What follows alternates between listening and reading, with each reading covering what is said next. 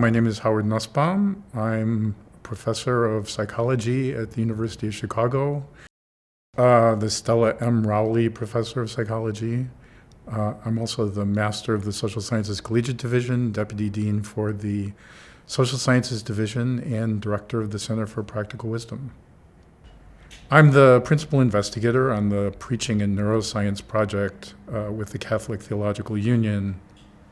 So our new project with the Catholic Theological Union, which we're calling Compelling Preaching, is basically intended to understand several things about the process of Catholic preaching, where Catholic preaching is preaching a homily in church. The homily conveys a Bible-related story, but also has a message, a theme, and an attempt to, or an intent to, affect the listeners in various ways. And the goal of the project is to try to understand how does preaching affect audiences, listeners, and how do we characterize that? How can we characterize it in such a way as to help teachers of preaching help preachers become better at what they do, and to do this both for English and Spanish in the United States. So the compelling preaching question is really about how language has impact on the listener. And when a preacher is preaching a homily in church, the preacher wants to have certain kinds of effects occur. Some of those are to increase trust or to increase optimism and hope, to be memorable, to engage the listener, and to engage the listener so that their interest tracks the story that is being told on the one hand, or the narrative, but at the same time to get them engaged sort of emotionally and socially. And people have been studying the science of language understanding for a long time. Language understanding requires understanding the speech that is being spoken, the consonants and vowels that are being uttered, the tone of voice and how they inflect what they're saying as a speaker, and how that inflection, whether the tone goes up or the tone goes down, how that grabs the listener and helps them track and follow the story and interpret what is being said. And so we're using the science of the psychology of language, the psychology of memory, how we understand narratives and stories, and using behavioral methods to try to assess that, where we ask questions: what did you hear, what did you understand, what did you like? But we also are intending to measure sort of brain responses. So putting electrodes on a person's scalp, we can record the electrical activity in your brain and essentially get a picture of how your brain is processing the information that corresponds to the choices and determinations that you make as a listener for the speech you're hearing. One aspect of what we're doing in trying to understand how the listener is engaged by the material is that notion of engagement. What does it mean to be deeply involved in a story or a narrative or a homily that's being told? And one aspect of it is your attention is directed to the words and the messages that are being said. And you may be aroused by it, you may be excited, you may be even perhaps a little sad, but that's a form of arousal too. And the question is, how do you measure that arousal? And it's certainly the case that your brain will reflect some aspects of that arousal, and we know what those electrical signatures look like. But another aspect is that your pupil in your eye increases in diameter as you get engaged or aroused by material you're listening to, when you focus your attention on it. And so we can measure that using special devices called eye tracking systems that allow us to measure where you're looking, in this case where you're just listening, how much your pupil has expanded, which reflects how aroused and engaged you are.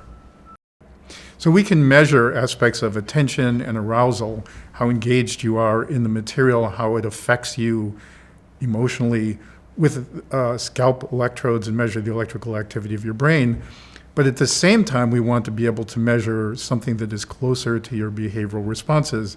And to do that, we measure pupillary dilation. How wide is your pupil? When I went to graduate school, I wrote a personal statement that basically said, I have no interest in studying anything smaller than a quarter second of speech. I'm interested in understanding the stories and how they're understood by listeners, the stories that people tell about themselves. And when I was a graduate student, I got to study vowels, which are about 100 milliseconds or less in length. So it's taken me a long time to get to the point where I can actually study the kinds of stories that affect listeners. A lot of the work in the psychology of language, the science of the psychology of language, is focused on how we derive meaning from a set of words and sentences. How do we understand the meaning? One of the things that was really important to me as a scientist was an experience I had as a graduating undergraduate, where the speaker at my graduation was Barbara Jordan, a congresswoman from Texas. She gave an incredible speech that had me wanting to join the government. She talked about public service. It changed me in the moment. Now, of course, I didn't go into government, and it didn't change my life, but it did have an effect. And that effect, that impact on me, I think is important. It is not studied specifically by science of language. And that's one of the things that we want to study. By choosing preaching homilies that are actually intended to affect people, to mobilize their social concerns, to have them go out in the world and do good, or just to care about the people in their community, that's an impact. And understanding that scientifically is a critical aspect of what language is really for, not just understanding the meaning of a sentence, but having it affect you. And that's where I think the important science is here. Some, I guess, decades ago now, when I first got involved with the Templeton Foundation, I learned a very interesting perspective that Sir John Templeton had about the relationship between science and religion. The Templeton Foundation was very concerned about being able to support science that was related to religion, but it wasn't really about religion. It was about what Sir John called spirituality. And the notion that he had about spirituality is that you increase spirituality by understanding humans and the world better. So on the one hand, there is this kind of tension that exists, or people fabricate between science and religion, in the sense that, science is disproving the existence of God, or science is basically telling us a story about the world that's in conflict with the Bible. But science is about understanding the world and ourselves, and the relationship to religion depends on the religion in part, and how one has to be defensive or not defensive about what one learns. Certainly the Dalai Lama is very supportive of the notion that science informs us in various ways. Many religious scholars are grounded in and interested in science. The Vatican has an office of science, actually. I think the work that we're doing is not about religion per se, but about how certain kinds of language changes the way we are as people, in our feelings and our attitudes and our beliefs and our behavior. And that's important to the Catholic Church. That's important to anybody who preaches. That's important to politicians who give speeches. But it's really important because it's about human understanding of language and its impact, and that's important to religion. One of the views of wisdom is that it's something sort of intrinsic in us. It emerges as a function of age. And that's a notion of the wise person. But at the Center for Practical Wisdom, we take a perspective that in the next moment, anybody could be a little wiser.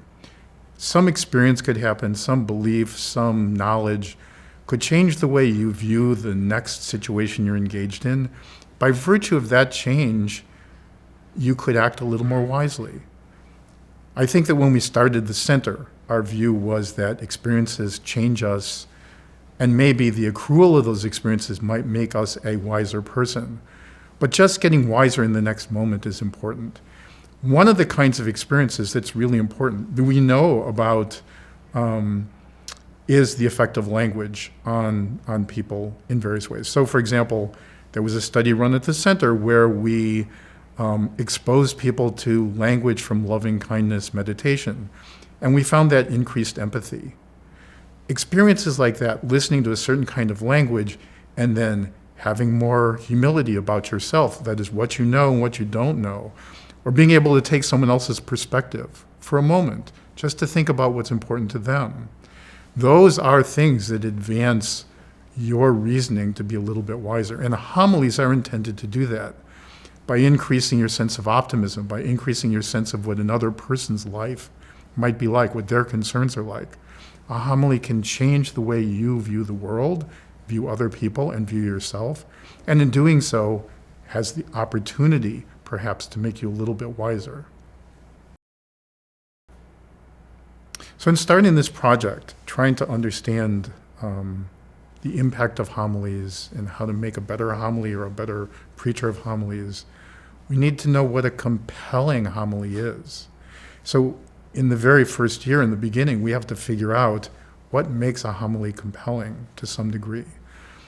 And the place to start is, as with many psychology projects, to ask people what they think about a homily. So one of the ways we approach this is we get experts to say, give us a homily that's compelling, give us a homily that's not as compelling, and then if we present this to listeners, do they agree? And how does your religious background prepare you, change you, or change your expectations for what you hear in a homily? And so in this very first year, we're just trying to get our arms around the notion of what makes some homilies more compelling than others. What do experts think? Because those are the ones who teach homiletics. And what do listeners think? Because maybe the things that experts think they're doing is not being understood by the listeners in the same way. And in that way, we have an opportunity not just to help experts teach better homiletics, but to help them understand what their audiences are hearing and what they do, and to maybe define what it is about preaching that can have an effect on the listener.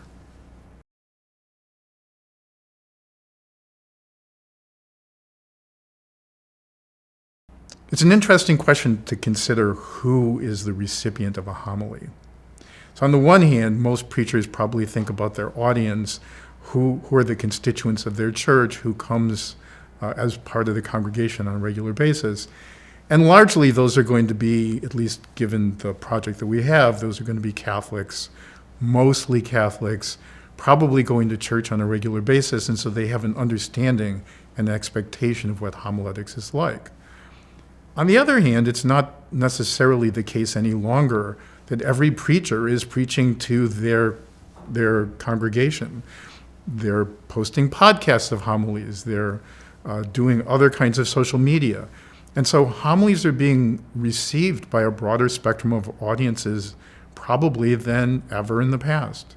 And what that means is it's important for us to understand not just what, shall we say, the regular Catholic churchgoer considers as compelling in a homily, but is it universally compelling? Or is it more compelling to people who are Christian than non-Christian? Or is it compelling to everyone? And if it's compelling, what does that mean? Does it mean it's convincing everybody to go out and tithe at a Catholic church? Or to give of time and effort to the homeless in shelters? Or does it just mean to vote differently, even if voting is not being solicited? What are the things that happen for different groups listening to homilies? And one of the things we're trying to do in trying to define what a compelling homily is like is to understand sort of what the elements of the narrative or what the elements of the preaching are that affect people and its performance in delivery. So, for example, if I'm a dramatic speaker and I'm using my hands and I move around a lot, or if I'm just very sedate and very clear, does that make a homily more compelling? What we hope to have by the end of this project is a kind of list of some of the aspects of homilies in terms of how a story develops, how a message is presented, how it is delivered in terms of the performance, maybe what the role of music is, and how to give that kind of information to a preacher of homiletics or to a teacher of preaching in order to say, these are the things that your homilies should touch on. These are the ways in which you should talk and deliver the message. Here's how you might use music. And here's the things this kind of homiletic approach could affect people, and a different approach could affect people in a different way. People who teach homiletics have a lot of beliefs about what they do, but they don't have a lot of evidence that what they do is the thing they think it's doing. And one thing that we want to do is help teachers of homiletics understand what works and what doesn't work. And it might be that all of their beliefs are correct and we have empirical support for them. And then the next person who writes a book on how to do homiletics will have good evidence to support the arguments they make. It could be that some of the things they believe are not quite right, and we can inform them about how to improve what they're doing. And so our goal here is just to find out, how do homiletics work? How do homilies affect people? What is effective and maybe what is not so effective?